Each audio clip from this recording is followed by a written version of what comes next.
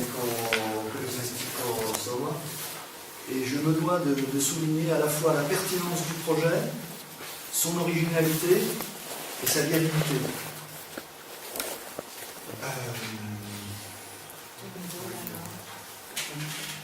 L'intérêt. Για να μιλήσω για το ενδιαφέρον και τη σημαντικότητα αυτού του έργου. J'ai pu me rendre compte qu'il y avait des infrastructures qui étaient bien adaptées, tant au niveau de l'école, de l'académie, que du site industriel. Είδα ότι με μεγάλη χαρά ότι υπήρχαν εγκαταστάσεις οι οποίες είναι πάρα πολύ ικανές και στην περιοχή την βιομηχανική, αλλά και στις εγκαταστάσεις της σχολής.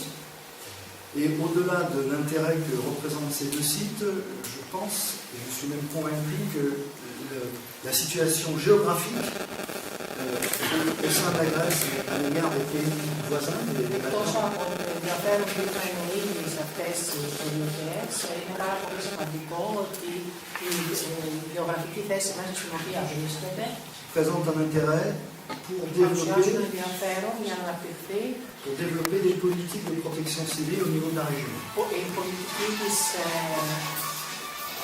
Η πολιτική προστασία στην περιοχή. Donc je suis à la fois très honoré et très satisfait de ce que j'ai vu. Είμαι πολύ ικανοποιημένος και πάρα πολύ αισθάνομαι περήφανος. Je tenais à remercier les autorités qui m'ont accueilli, monsieur le gouverneur. Και θέλω πάρα πολύ να ευχαριστήσω τις αρχές που με φιλοξένησαν. Le secrétariat général de la protection civile. Τη Γενική Γραμματεία Πολιτικής Προστασίας. Le vice-président aussi, la direction générale de la protection civile. Et puis les collègues sapeurs-pompiers aussi que je... Και τους συναδέλφους μου από το πυροσβεστικό σώμα. Tous les ingrédients sont réunis pour que ce projet aboutisse et que ce soit une très belle réalisation. Υπάρχουν όλα τα στοιχεία για να πραγματοποιηθεί κάτι πάρα πολύ σημαντικό. Merci beaucoup. Σας ευχαριστώ πάρα πολύ.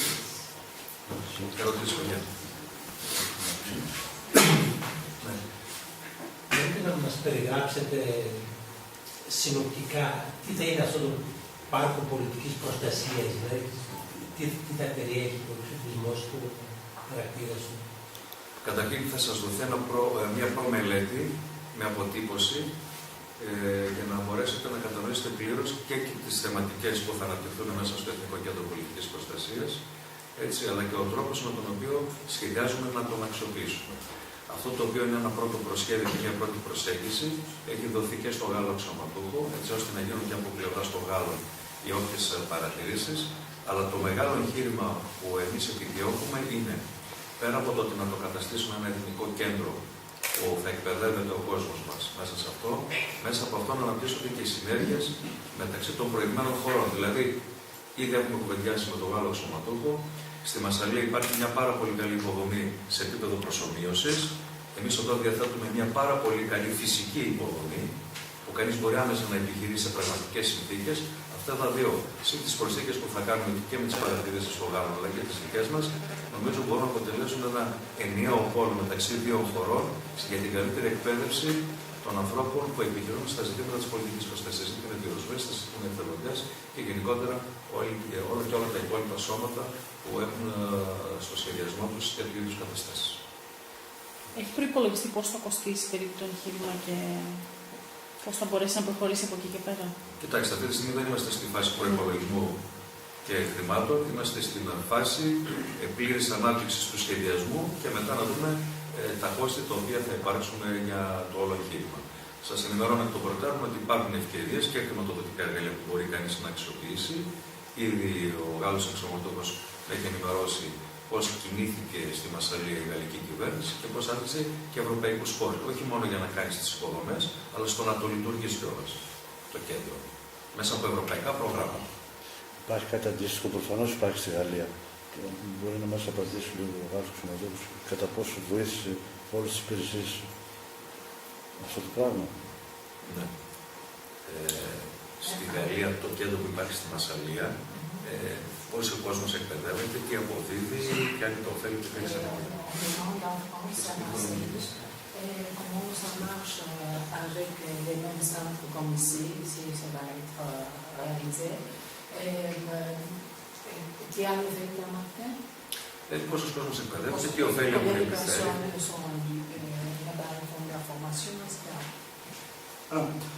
En France, le dispositif de formation est sensiblement différent de celui que vous allez proposer. Le système. Το σύστημα είναι λίγο διαφορετικό στη Γαλλία, αυτό που προτείνουμε εμείς. En France, les sapeurs-pompiers représentent à peu près 80% des effectifs de la protection civile. Στη Γαλλία το 80%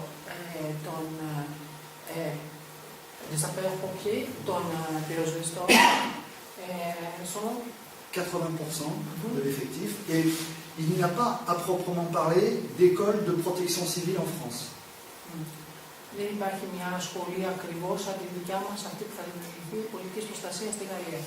Mais par contre, nous avons une école nationale qui forme les officiers. Έχουν μια εθνική σχολή που εκπαιδεύει τους αξιωματούχους, Qui est à Marseille. που βρίσκεται στη Μαρσαλία.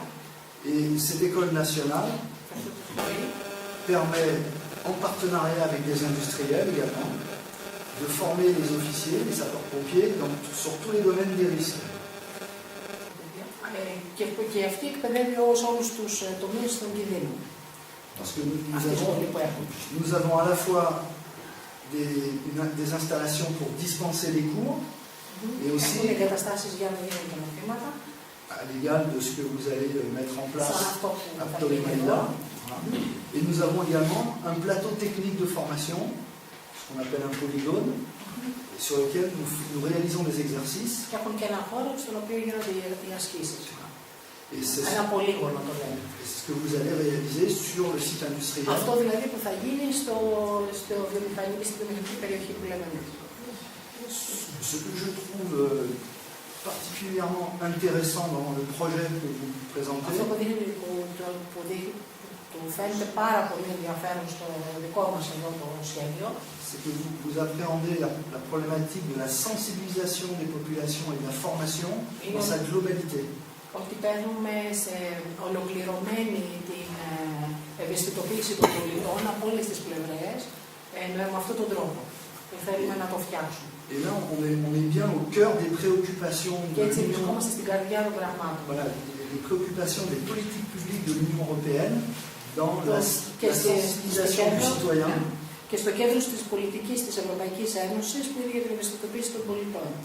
Et la formation des acteurs de la sécurité, tels que les sapeurs-pompiers ou les volontaires chez vous de la protection civile. civile. Και την εκπαίδευση αυτών των ανθρώπων που είναι για την πολιτική προστασία και των πυροσβεστών. Άρα μπορούμε να το ρωτήσετε λίγο ότι είναι και λειτουργεί σαν συνεχιστής της ίδιας εκπαίδευσης των Συγγνώμη, δεν κατάλαβα τι λέτε. Λειτουργεί σαν συνεχιστής της ίδιας εκπαίδευσης των πυροσβεστών. Δηλαδή από εκεί εκπαιδεύονται ξενές σε νέα πράγματα που θα χρειαστεί να μάθουν οι πυροσβέστες. Αν τελικά λέγεται εκπαίδευση, αν Να το πιστέψουμε στο συνεχίζει, δεν θα είναι μόνο τέτοιο. Θα γίνει κατανοητό. Μέσα από το Κέντρο Πολιτικής Προστασίας που υπάρχει στη Μασσαλία, όπου εκεί έχει δοθεί έμφαση στους προσομοιωτές. Υπάρχουν προσομοιωτές. Έτσι. Και δεν υπάρχει το φυσικό περιβάλλον το οποίο έχει διαθέσει αυτή τη στιγμή η ΑΕΒΑ. Εκπαιδεύονται και παίρνουν μέσα από την εθνική βεβαίωση μια πιστοποίηση. Έτσι, βάσει των κανόνων που βγαίνει και τις προδιαγραφές της Ευρωπαϊκής Ένωσης. Το ίδιο θα πράξουμε και εμείς. Αυτό που έχει διαφορά σε εμάς, που είναι και το ισχυρό μας πλεονέκτημα, είναι, και το έχει πει και ο Γάλλος αξιωματούχος, είναι το ότι Σχολή Πυροσβεστών και Εθνικό Κέντρο Πολιτικής Προστασίας είναι πάρα πολύ κοντά δίπλα. Αυτό το δίνει επιπρόσθετη αξία. Το φυσικό περιβάλλον που υπάρχει, οι βιομηχανικές εγκαταστάσεις, οι πύργοι, το ένα, το άλλο, όπως έγινε και πύργης, αποτελούν ένα φυσικό χώρο που κανείς εκπαιδεύεται και επιχειρεί, συν κάποιους προσομοιωτές που θα βάλουν συμπληρωματικά. Το ανάγλυφο της περιοχής, που μιλάμε για ορεινούς όγκους που μπορούν να κάνουν και πραγματικές συνθήκες ορεινής διάσωσης.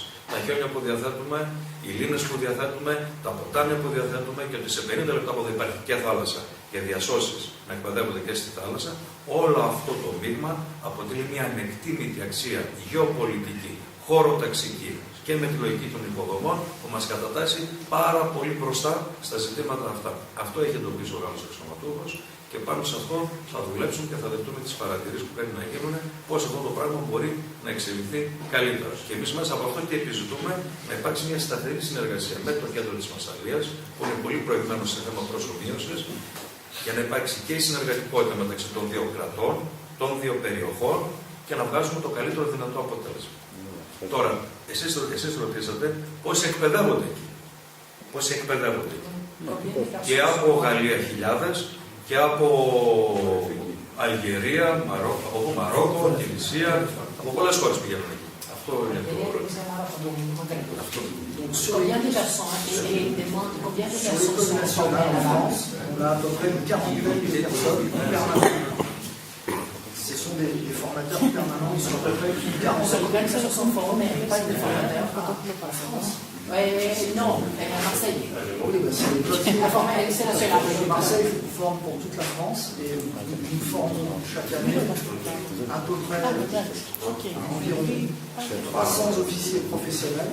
Γύρω στους 300 επαγγελματίες αξιωματούχους τον χρόνο, 300 άτομα. 300 professionnels et à peu près de l'ordre de 250 sapeurs-pompiers volontaires. Και 250 εθελοντές.